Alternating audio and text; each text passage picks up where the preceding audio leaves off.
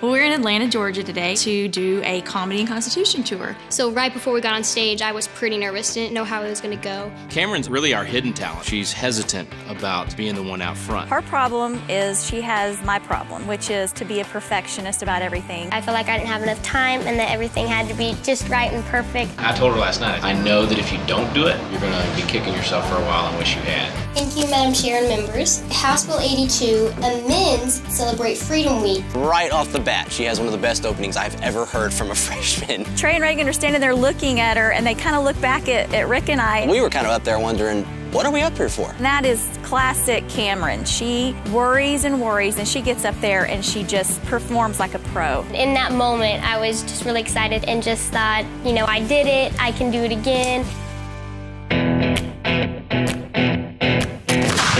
Well, I was a little intimidated at first because these huge guns, they have a pretty big kick. Kamryn, are you nervous? Nah. I didn't want everybody to see how nervous I was, so I just went along with it. Well, I think she beat both Oh yeah, that big round hole. I used to feel sorry for Kamryn. She was the only girl amongst 3 brothers who are all man. She doesn't need any of my empathy whatsoever. Well, you're the first one to make the board, baby. You beat Uncle Brad. She's very confident and holds her own against the boys, and for that, I give her lots and lots of credit. You know, for these guys, I mean, it's hard to even fathom what happened here. Some of the exhibits were showing a young kid being segregated from another kid in a classroom, which is something that Kamryn could relate to. She's talked about wanting to be a teacher one day. I couldn't imagine her like just watching them. If that doesn't make you sick to your stomach and angry, then I don't know what does. No matter what, you always stand firm in what you believe in. I mean, I don't care if there's good or bad, you know, going around at your left and right.